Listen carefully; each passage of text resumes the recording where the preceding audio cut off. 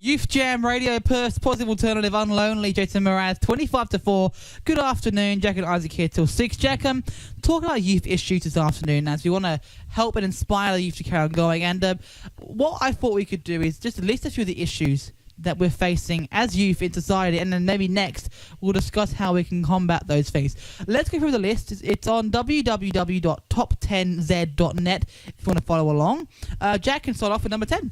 Number 10 says single-parent households. So it says here, since the 1950s, the number of single-parent homes has consistently increased to the point of catastrophe. Yeah, sorry. Today, 14 million single parents are responsible for 28 million children. Raising a child is difficult enough in a two-parent home, especially is tough in these economic conditions. So that can really be a burden on our youth, because you know what? It's not always easy. If you have only a mother, it's sometimes hard when you have a father.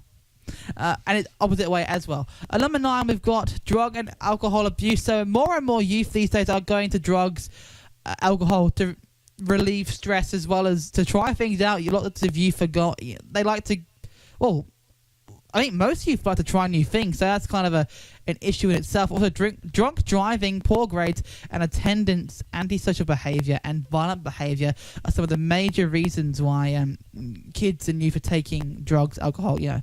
Number 8, Jack. Growing up too fast. So, want to explain that further? Well, I'll read what they say here. There was a time when kids enjoyed being kids. Today, even at the earliest of ages, children are partaking in adult activities with serious consequences. Yeah. Similar to what we see with alcohol and drugs, sex is a very popular and portrayed subject matter. The movies, TV, the internet, essentially everywhere a kid turns, he or she is bombarded with sexual suggestions and all this stuff that, shouldn't be on a kid's mind. True, and it is getting a big and dark. It can be a dark world sometimes, especially in major cities as well. I can see a picture right now, because as we know as well, youth homelessness going through the roof. I can imagine. I can't imagine what it's like for them, but I can see like how our city is becoming big places for youth homeless people, and it's just so sad to see it. And they're now responsible for themselves more and more. Independence is becoming a key thing for youth. They want to be independent and not rely on their parents as much. That's what I'm thinking in my head. What do you reckon? Do you agree? Yeah, I definitely agree as well. And it mentions a lot of here, an entire TV series marketed directly to kids dealing with these issues. And music and songs always have a lot of sexual innuendos. So yeah, it's like pushing it on. Yeah. Number 7, violence in school. So as we know, I'm going to go for something else here, or the same kind of thing. In the US, gun violence has gone up a lot. Lots of school shootings. It's terrible.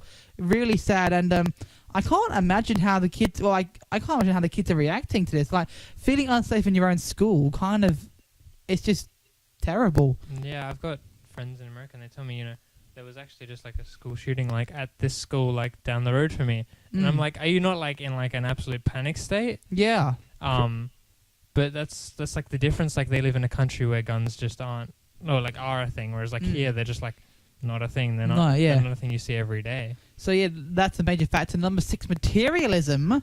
We live in a society that promotes materialism, and so we this word. That's the one. This particular, malady. Instilling bad habits into our children. There you go, you can read that for me. We teach our children that the measure of success and happiness in life is how much stuff you have. That's true, actually, because we do want the latest thing. Apple, a good example for this. They keep releasing new phones, and a lot of my friends, especially from my old school, they wanted the new thing.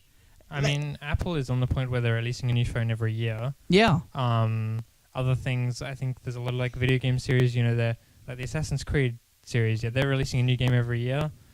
Stuff like that. So it's all about like, the more stuff you have, the better you are. True. I mean, it makes sense that people are believing this, but like God says that everything that we have on earth, all of our possessions, everything, that none of that will come with us.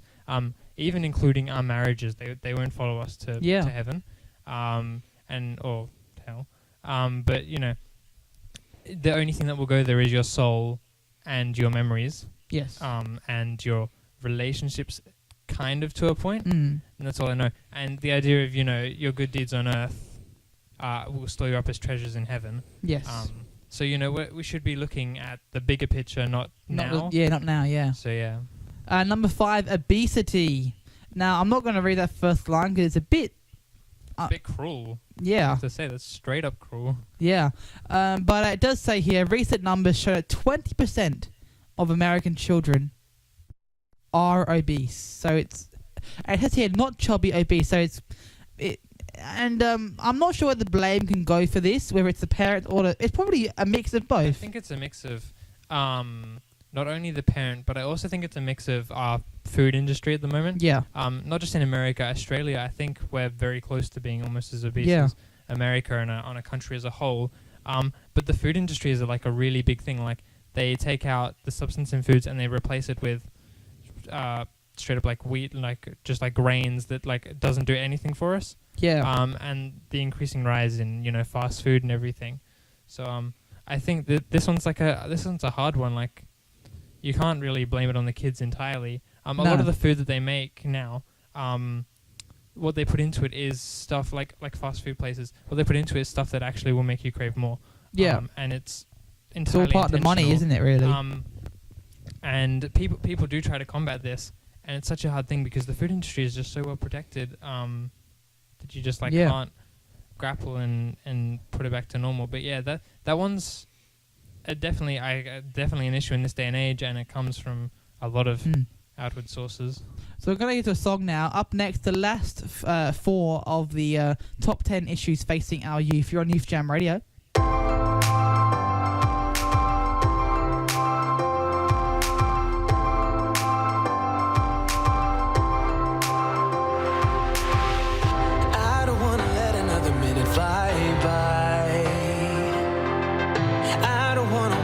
Second trying to run my life. Every day you're giving me the opportunity to look to you, 'cause you got everything I need. You say ask and I'll receive. I just gotta pay it up, give it all to you, 'cause you're enough. I don't have to make my own way. I just got to pay it up, kneel down, keep my eyes above everything I ask in your name.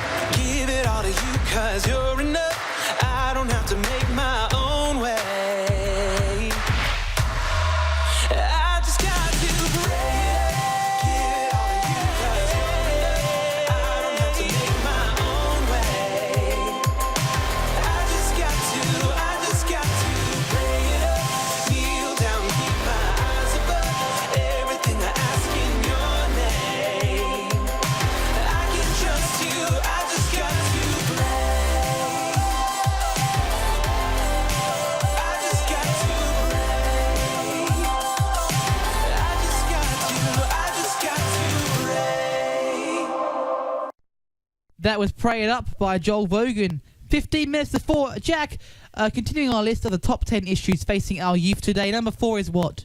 Education disparity. So, education is an important thing. Yes. A good education, in comparison with a bad one, will provide a child with an increased chance of taking advantage of opportunities and to be successful in life. Unfortunately, some of us have it better than others. True. This is not just an issue of just one school being better than another school. Rather, we're talking about the whole classes of, in this term, American children being denied a proper education that will prepare them to compete in a job market with their peers and have the same access to the American dream, or just general dream. And it's often the issue here is often defined by your race and financial status. Yeah. So especially degrees. Okay, these are exceedingly expensive. Indeed, yeah. So in America, here we have the opportunity to go on stuff like HECS and pay back on tax. You don't actually have that in America, as far as I'm aware. You do have to pay for your own degrees straight up. And I believe so after they finish year 12, they have to go through college before they consider them to be smart enough to do a university degree. Whereas here, we just do year 12. So they actually have 16 years of school technically before they do university, because their school education is lower than ours. And even then, we are below average as well. So that's not very good. But yeah, and then obviously by race, just getting into degrees in degrees in general, people can be like, if they see you're not of a larger, if you're of a minority, they often can, show you down. And I think that's a big thing as well. Once you get out of your education, just getting into a job as well. So yeah, racism is a tough topic and something that's I get constantly appears in lots of other topics. So number 3, it's not really a youth problem. It's not really our fault, but it is a problem in the youth society. A shifty economy. So I think this is really talking to me, because this is a big thing in Perth as well. Yeah, because the job market is pretty much non-existent. It's hard to get a job, harder than it was previously. And as it says here, the economy it's not a good place, not always. And especially here in Perth, in Australia, we're not got the best economy. Let's read what this thing says as well, though, 'cause not just my opinion. What we got here. The economy is shifting to more of a service industry versus a manufacturing industry. In order to cut costs and keep products prices down, companies are forced to outsource manufacturing to other countries. Other countries can produce products at much lower labour costs. Some companies have even begun to outsource call centre jobs to keep labour costs down, meaning that our young people, and everyone really, are missing out on jobs because it's being outsourced to other places. So that could really have a big impact, because you know what? Some young people aren't at school still. And some of them don't have a full family. Some of them are in dire situations and they can't get a job because it's being outsourced overseas.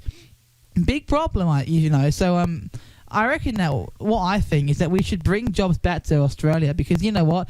If it's an Aussie company, why is Telstra going to like Indonesia?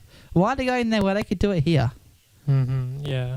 It's a big problem. Definitely. And I'm passionate, as you can tell. Isn't it? There's a big thing on Telstra using people in call centres from India as well. Yeah, it's mad. They should be doing that. But, it's happened, and not much we can really do. On another side, though, a lot of the countries that we outsource the jobs to are countries that are also in dire situations. True, so yeah. It's a bit of a two-sided argument, though. Yeah. So we could just debate this on the air.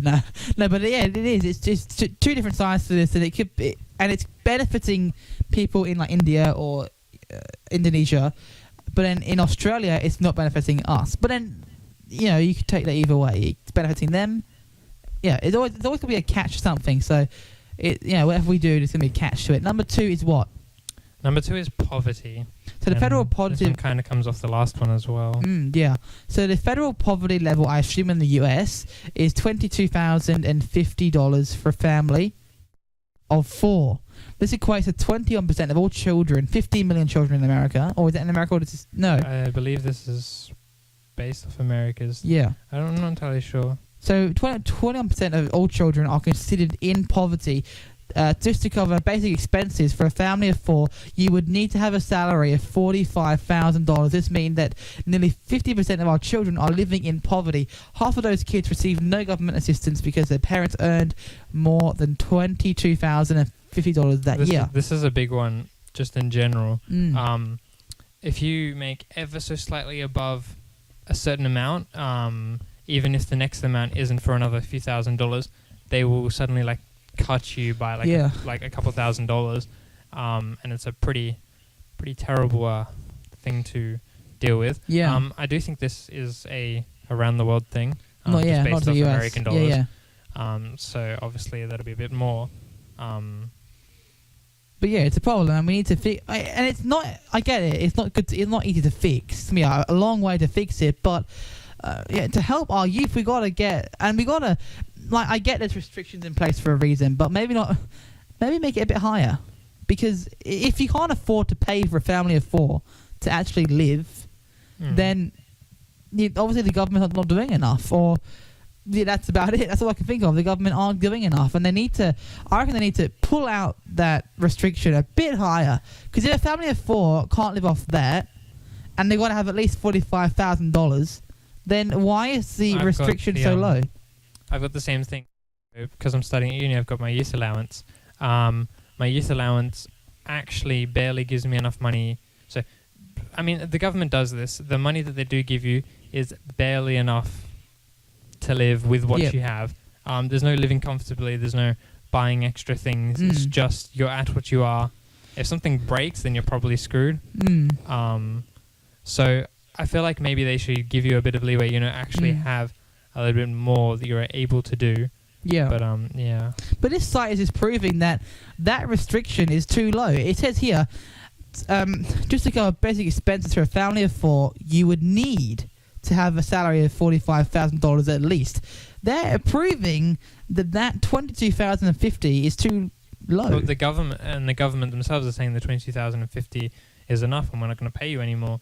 Yeah, but it's obviously not. Number 1, erosion of national pride identity. If every year the Olympics were held, this probably wouldn't be a problem. Okay, that's a statement, not my theory, that's my website. This list is indicative of the fact that America, this is for American, has problems. The issue at hand is collective, though, amongst the people affected about how to deal with them. I'm confused what I'm reading here. So it's maybe not as big. Actually, it is kind of a thing here as well. So they don't take any pride in their country. So I don't know, like a big thing. So when they had Donald Trump come in, a lot of the people were like, "Oh, we're just going to move to Canada. True, we don't really care about our country anymore." And I know there's been over the last few years, there's been a couple of debates here about whether we should leave the Commonwealth as well. Yes. So it's the idea that people are forgetting about their country, their pride, their identity, and I think that flows into the idea of keeping. As we said earlier, keeping the jobs in our country. Yeah. But if people aren't fighting for that, if they don't really care about our country, they have no pride in who we are as a people, a collective bunch of people in our country, then there's if they don't believe that, then there's no reason fighting for it, is there?